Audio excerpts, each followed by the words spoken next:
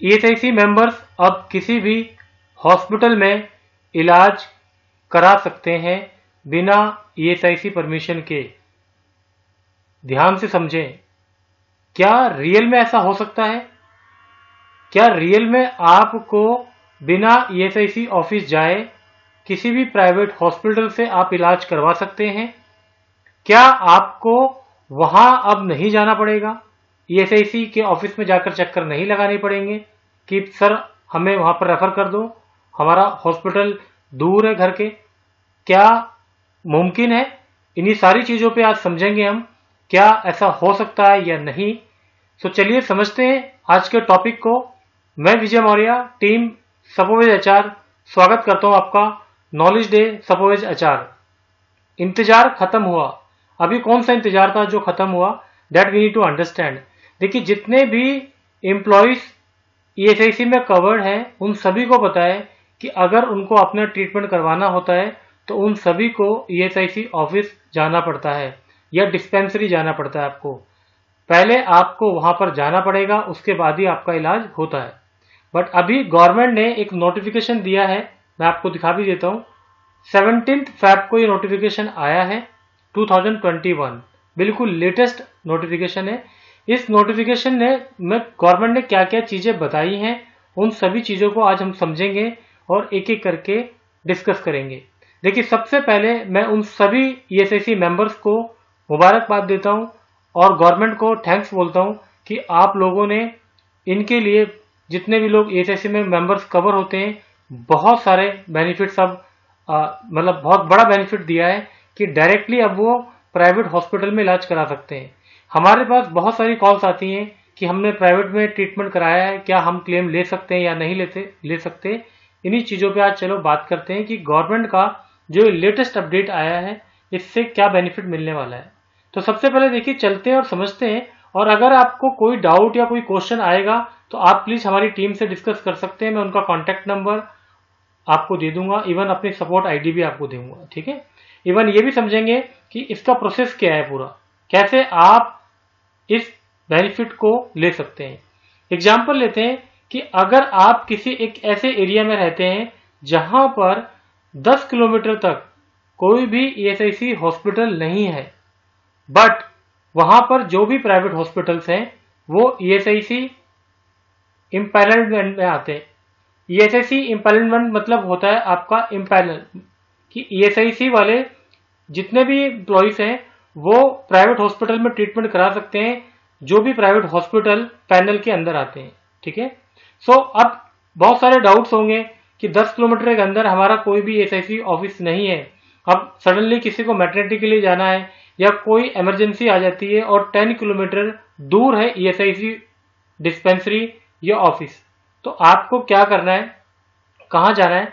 Government ने तो clear बोल दिया कि 10 किलोमीटर के रेडियस के अंदर अगर आपका घर 10 किलोमीटर दूर है, ईएसआईसी ऑफिस, डिस्पेंसरी, हॉस्पिटल अगर 10 किलोमीटर दूर है और आपको ट्रीटमेंट के लिए वहां जाना है तो आप नियरेस्ट किसी भी प्राइवेट हॉस्पिटल से ट्रीटमेंट ले सकते हैं। बट कंडीशन क्या है? कंडीशन ये है कि वो हॉस्पिटल आपके पैनल में आता है या नहीं आता। देखिए, इसमें बिल्कुल क्लियर उन्होंने 20 ये देखिए यहां पर अगर आप बात करते हैं, ये देखिए यहां पर इनकी मीटिंग हुई थी ईएसआईसी डिपार्टमेंट की, 183 मीटिंग हेल्ड ऑन 7 दिसंबर 2020 को, ठीक है। इसका ये पूरा का पूरा नोटिफिकेशन मैं आपको सेंड कर दूंगा, बट आपको मैं इसका कंक्लूजन बता देता हूं क्योंकि बड़ा नोटिफिकेशन है। यहाँ बिल्कुल क्लियर लिखा है, ईएसआईसी बेनिफिशरीज जो ईएसआईसी मेंबर्स होते हैं ऑफ दोज एरियाज, उन एरियाज की बात कर रहे हैं, newly as well already implemented, या नया हो या पहले से इंप्लीमेंटेड हो, where no ESIC ESIS health care delivery facility, that is hospital, dispensary, IMP, etc.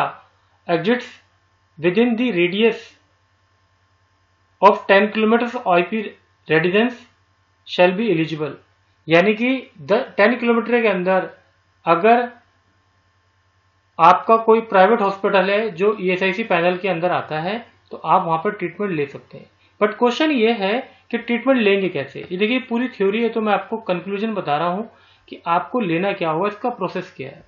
सबसे पहले आपको करना क्या है, आप अपना ई पहचान कार्ड, हेल्थ पासबुक, देखिए इस प्रोसेस को ध्यान से समझना आप, ठीक है। यहाँ पर process follow chart on ESIC beneficiaries seeking medical services from near by ESIC impaneled hospital directly without referral in case of non-availability of ESI healthcare facility within a radius of 10 km of IPS।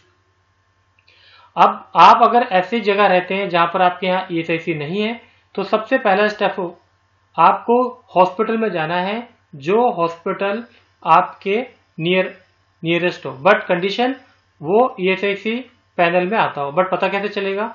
सबसे पहले step number 1, आपको cross verification करने के लिए आपको अपना ई पहचान card, health passbook plus कोई आपके पास गवर्नमेंट आईडी प्रूफ हो या आधार कार्ड हो।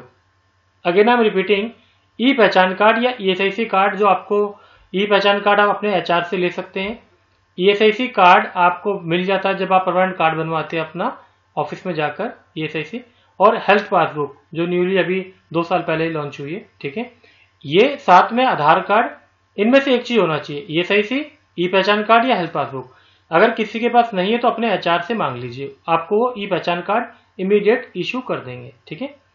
प्लस आधार कार्ड या फिर गवर्नमेंट इशूड कोई फोटो आइडेंटिटी प्रूफ हो कि आपका ही है ये ई पहचान कार्ड। पहला नंबर ये, आप जाइए उस हॉस्पिटल में। सेकंड, वो हॉस्पिटल जो है वो आपकी एलिजिबिलिटी चेक करेंगे कि आप एलिजिबल हैं या नहीं है। तो उनके पास एक पोर्टल होता है, उन हॉस्पिटल के पास, मैं आपको बता भी देता हूँ पोर्टल कौन सा होता है। ये देखिए यहाँ पर इस पोर्टल में सिर्फ ऑथराइज्ड जो हॉस्पिटल पैनल में आते हैं, सिर्फ उन्हीं को परमिशन है, उनका आईडी पासवर्ड होता है। हॉस्पिटल में जब आप जाएंगे, प्राइवेट हॉस्पिटल अगर वो पैनल में आता है, वो उनके पास आईडी पासवर्ड होता है, वो लॉगिन करेंगे यहाँ से और आपकी डिटेल यहाँ पर फैच कर लेंगे, यानी कि डिटेल रिट्रीव हो जाती है कि आप ESIC के मेंबर हैं या नहीं है। तो पहला स्टेप तो ये, ठीक है। अब आगे चलते हैं। फर्स्ट स्टेप आपका हो गया वेरिफिकेशन का, सेकंड एलिजिबिलिटी चेक होगी, थर्ड वाले में जो बेनिफिशरीज होते हैं जिनको OPD कंसल्टेशन के लिए हॉस्पिटल के अंदर आपको प्रोवाइड किया जाएगा, तो वो क्या करते हैं, यहाँ पर अगर आप देखेंगे इस वाले स्टेप में, photo Aadhaar card uploaded on UTI portal along with consultation bill following UTI portal and process. जो हॉस्पिटल में आप, जिस हॉस्पिटल में आप जाएंगे, वो एक ना कंसल्टेशन बिल होता है जब आप OPD लेते हैं, जब आपको वो चेक करेंगे कि क्या प्रॉब्लम है, आप क्यों यहाँ पर आए, वो ये इंफॉर्मेशन हॉस्पिटल यहाँ से अपडेट करेंगे और इसके थ्रू इंफॉर्मेशन ESIC डिपार्टमेंट के पास चली जाती है। और सिर्फ यही ऑथराइज्ड पोर्टल है और यहीं से आपको इंफॉर्मेशन, हॉस्पिटल का काम है ये काम करना, आप लोगों का नहीं है, आपको सिंपल हॉस्पिटल विजिट करना है। एंड लास्ट में फिर रिम्बर्समेंट का प्रोसेस आपका आ जाता है। जब आप वहां पर जाएंगे, जब आपके डॉक्यूमेंट ऑनलाइन सबमिट हो जाएंगे, तो वहां पर आप देखो रिम्बर्समेंट ऑफ, है ना, prescribed medicine from nearest DCBO। और DCBO होता है क्या, डिस्पेंसरी कम ब्रांच ऑफिस है आपका ये, ठीक है। तो आपको करना क्या है कि ये स्टेप फॉलो करने हैं। पहला, आगे ना मैं रिपीटिंग, पहले आपको जाना कहाँ पर है, आपको अपने नियरेस्ट हॉस्पिटल जाना है। हॉस्पिटल वाले आपकी एलिजिबिलिटी चेक करेंगे इस पोर्टल से और इसकी इंफॉर्मेशन वहां भेजेंगे और आपका ट्रीटमेंट इमीडिएटली स्टार्ट हो जाएगा। अब आपको ESIC हॉस्पिटल नहीं जाना है कि आप पहले वहां पर जाइए, फिर आपको परमिशन मिलेगी, फिर आप उसके बाद ही प्राइवेट हॉस्पिटल में ट्रीटमेंट ले सकते हैं। तो बहुत अच्छी अपडेट है आप लोगों के लिए। अगर आपको इससे रिलेटेड कोई भी डाउट होता है, कोई भी क्वेश्चन है, तो प्लीज आप लोग हमारी टीम से कांटेक्ट कर सकते हैं, हमें ईमेल कर सकते हैं, हमें फोन कर सकते हैं और मैसेज के थ्रू भी आप हमसे बात कर सकते हैं, ठीक है। मैं कॉन्टैक्ट नंबर, ईमेल आईडी आपको मैंने दे दिया, डिस्क्रिप्शन में भी आपको पूरी टीम का कॉन्टैक्ट नंबर और ईमेल आईडी मिल जाएगी। मैं Vijay Maurya, team suppose HR, आपको फिर मिलूंगा नए टॉपिक के साथ इसी चैनल पे। Bye bye, take care.